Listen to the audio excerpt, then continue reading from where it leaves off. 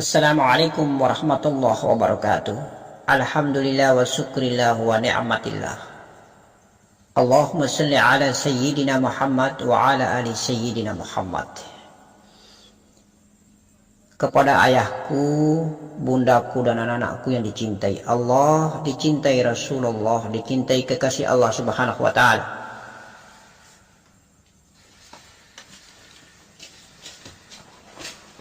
Sedikit gambaran pencerahan buat kita semua. Pertama, bahwa perlu kita ketahui tentang rukun Islam 5. Mengucapkan 2 kalimat syahadat, melaksanakan sholat 5 waktu sehari semalam, berpuasa di bulan Ramadan, menaikkan zakat fitrah, menunaikan ibadah haji di tanah suci Makkahil Mukarramah Allah. 5 dasar pondasi rukun Islam yang diciptakan Allah Subhanahu wa taala melalui amalia sunnah datuk kita baginda Nabi Muhammad sallallahu alaihi wasallam merupakan hukum wajib yang sering dalam ilmu syariat kita kenal syariat namanya. Di manakah posisi letak daripada 5 rukun Islam itu di tubuh kita? Pertama, mengucapkan 2 kalimat syahadat. Syahadat itu berada di kepala kita. Kemudian sholat itu berada di dada kita. Puasa itu ada di perut kita. Zakat itu, sekali lagi zakat itu ada di kemaluan kita. Lalu haji itu ada di kolbi kita. 5 letak dan posisi rukun Islam yang ada di tubuh kasar kita ini bermakna yang sangat baik. Zakat adalah membersihkan dan mensucikan jasad kita dan juga batin kita. Jasad berposisi di rahasia diri kita di pintu depan, di kemaluan kita, karena di dalam kemaluan kita ada mani dan ada sel ovum yang berpotensi diciptakan Allah berubah menjadi darah, daging, tulang, kulit, profil jasad utuh tubuh manusia, batang tubuh manusia. 1 tahun lamanya kita makan bertonton jumlah makanan kita. Kita kasih bersih hanya dengan 2,5 kilogram daripada makanan yang kita makan bertonton itu, dalam rangka membersihkan dan mensucikan darah, daging, tulang, kulit, jantung, empedu, limpa, hati dan paru-paru.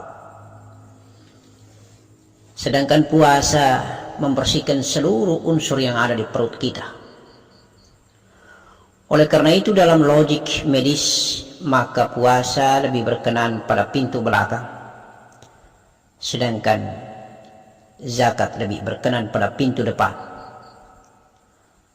Di dalam ilmu belajar mengenal diri, kita mengenal istinja yang ada di pintu belakang, di lubang dubur kita, dan zakat yang kita kenal melalui ibadah batin. Karena berpindahnya setetes mani ke rahim istri ataupun ibu dari seorang bapak akan berproduksi dan terciptanya profil manusia, karena mani berubah menjadi darah, berubah menjadi daging, berubah menjadi tulang, berubah menjadi kulit, diukir oleh Allah Subhanahu wa taala menjadi jasad manusia. Telinganya seperti huruf dal, hidungnya seperti huruf alif, bibirnya seperti huruf mim, matanya seperti huruf nun, tangan kaki huruf lam, betis dan tumitnya seperti huruf dal. Indah, Qur'ani sekali jasad manusia ini, terukir dengan asma Allah Subhanahu wa taala. Oleh karena itu maka sedikit Abah memberikan himbauan. Kadang kita manusia ini terlena ketika belajar bermi'raj. Kita lebih mementingkan kemuliaan jiwa. Kita lebih bereforia dengan sebuah perjalanan spiritual rohaniah dari alam gaib yang satu ke alam gaib yang lain. kita lebih terpedaya dengan keindahan-keindahan hadiah warid dari Allah Subhanahu wa taala berupa ilham ilahi, dibukanya kasyaf penglihatan. Kemudian kita berjalan dari alam yang satu ke alam yang lain, dari negeri yang satu ke negeri yang lain, di al-malakuti ruh wa al-malakuti nur.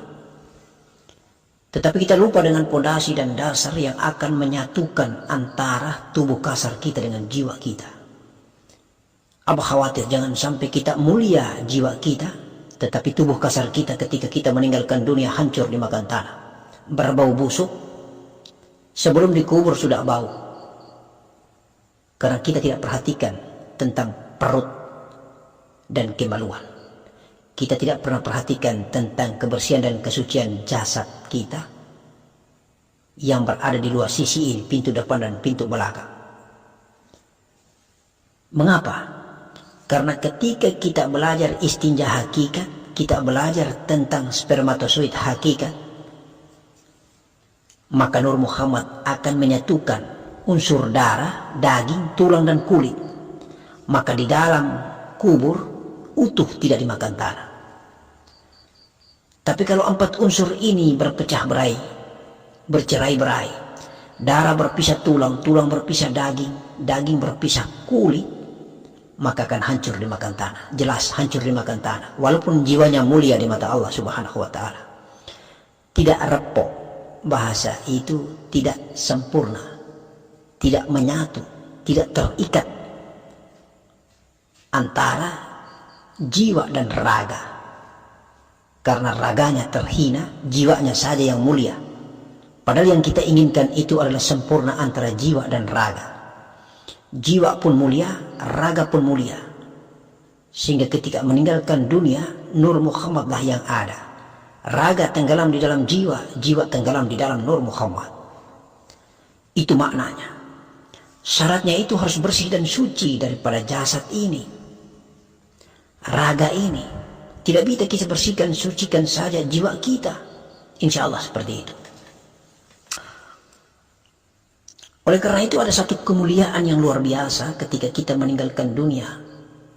Pada saat dimana kita belajar tahu diri, mengenal diri, dibandingkan kita tidak belajar mengenal diri. Apa kemuliaan itu diberikan? Ketika kita melepaskan sakratul maut itu, coba perhatikan, ada 2. Lepas, keluar, atau masuk, tenggelam. Mulut dan mata terbuka, atau mulut tertutup, mata tertutup pada saat meninggalkan dunia. Itu ada 2. Kalau yang mulutnya terbuka, matanya terbuka, sudah jelas dia tidak ke dalam. Dia keluar bergentayangan di alam bumi, alam arwah dan alam jin. Tetapi kalau dia meninggalkan dunia dalam keadaan mulutnya tertutup, matanya tertutup, karena masuk rahasianya itu ke dalam, jiwanya itu kembali ke asalnya. Itulah yang benar. Inna lillahi wa inna ilaihi raji'un. Dari Allah kembali ke Allah. Maka insya Allah mati inilah yang masuk ke alam wali-wali Allah, alam para wali, alam para nabi. Jadi ada 2 perbedaan. Ketika orang belajar mengenal diri, matinya itu harus mulutnya tertutup, matanya tertutup, nafasnya hilang, tenggelam, lenyap di dalam, bukan pesiar keluar.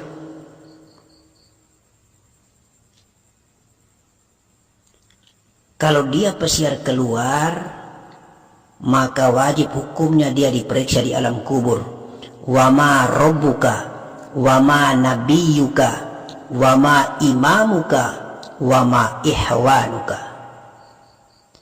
Tetapi kalau dia tenggelam di dalam, maka dia tidak melewati pintu pertanyaan itu.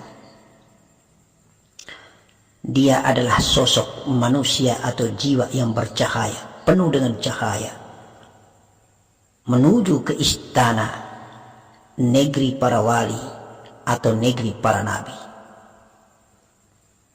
sambil menanti datangnya yaumil masyar, yaumil ba'th, hari kebangkitan. Dia tidak berada di alam arwah, dia tidak berada di alam bumi bergentayangan, dia tidak berada di alam jin. Dia berada di alam para wali dan para nabi. Mari kita bertanya, ketika datuk kita baginda Nabi meninggal dunia, apakah dia melewati pintu wama imamuka, wama nabiyuka, wama ihwanuka, wama kitabuka? Tidak. Langsung ke singgasananya di negeri para nabi, di Maqamah Mahmudah. Begitu juga pertanyaannya kepada datuk-datuk kita para wali kekasih Allah. Meninggal dengan jasadnya tiada, yang ada hanya setetes mani, atau meninggal dalam keadaan jasadnya utuh tidak dimakan tanah. Meninggal dalam keadaan gelar menjadi seorang wali kutub atau kekasih Allah yang sangat dimuliakan Allah Subhanahu wa Ta'ala. Apakah melalui pintu itu? Pintu pertanyaan daripada malaikat mungkar? Tidak. Mereka langsung menjadi jiwa bercahaya, sosok bercahaya. Ketika melewati pintu itu ditanya dan dipertemukan dengan malaikat mungkar dan nangkir langsung sujud lalu mengatakan, aku tidak melihat engkau. Ada pertanyaan daripada manusia bercahaya itu, kenapa engkau sujud wahai malaikat mungkar dan nangkir kepada aku? Aku tidak sujud kepada engkau wahai manusia bercahaya, tetapi aku melihat zat yang menciptakan aku di balik diri. Maka manusia bercahaya ini diantar bersaf-saf oleh para malaikat menuju alam para wali atau menuju alam para nabi. Walaupun dia bukan seorang nabi, tetapi bisa juga makomnya menjadi makom para nabi karena dia duriat, turunan. Insya Allah seperti itu. Oleh karena itu cerita syariat bahwa kita ini berasal dari alam ruh, kemudian ke alam rahim, kemudian ke alam dunia, kemudian meninggal dunia kita ke alam kubur kemudian ke alam bangkit, yaumil ba'ts, kemudian kita berbaris di padang mahsyar, dihisab, insya Allah itu syariat. Cuman karena kita sudah masuk dalam area belajar mengenal diri, mengenal Allah, belajar kasaf dan belajar berjalan, maka kita harus buktikan, melakoni, mengalami dan merasakan. Jadi tidak hanya bertausiah, tidak hanya bercerita, tetapi membuktikan dengan perjalanan bahwa benar fitrah itu, zakat itu berarti kembali ke sucian, mensucikan diri kita seperti bayi yang baru lahir, belum ada dosanya. 1 tahun kita makan bertonton, tetapi kita hanya diminta membersihkan dengan 2,5 kilogram. Dan makna dan dampak impasnya adalah pembersihan daripada kemaluan kita, pembersihan daripada manik kita, sel ovum kita, pembersihan daripada darah, daging, tulang, dan kulit kita. Begitupun puasa, membersihkan daripada istinja kita. Begitupun haji, membersihkan daripada kolbi kita, menyempurnakan kolbi kita. Begitupun syahadat dan sholat. Syahadat yang ada di akal dan kepala manusia ini. Kemudian, sholat itu berada di dadah kita, di Baitul Aras Allah Subhanahu wa Ta'ala. Allahu Akbar walillahil hamd. Oleh karena itu maka marilah kita percaya diri. Percaya diri bahwa kita ini belajar mengenal diri, belajar tareqah, belajar berjalan ini dalam rangka meningkatkan kualitas iman, dalam rangka meningkatkan makom takwa, inna akramakum indallahi atqakum, dalam rangka meningkatkan derajat kebangsawanan akhirat. Bukan kita membeda-bedakan antara kita dengan hamba Allah yang lain, walaupun mereka bersama-sama sebagai umat Rasulullahul Karim. Tidak. Tetapi sekedar kita lebih merapat, mendekat kepada asal-muasal kita, yaitu zat yang menciptakan kita. Kita jauh berada di kamar area jasad, kita usaha kembali ke asal kita, tenggelam dan lebur, kita menjadi jiwa. Kemudian setelah kita sampai pada tingkat jiwa, kita usaha lagi mendekat, melebur, menjadi Nur Muhammad. Kemudian setelah kita menjadi Nur Muhammad, kita melebur menjadi nur sejati, Nurul Izzati Allah Subhanahu wa Ta'ala. Kita tiada, Allah yang ada, kita tetap hamba. Tetapi kita melebur dan tiada, kita akan menjadi jiwa, masih juga menjadi hamba. Ketika jiwa melebur menjadi Nur Muhammad, maka itulah sifat Allah, bukan lagi hamba. Nur Muhammad adalah nur Allah. Nur Allah di dalam Nur Muhammad.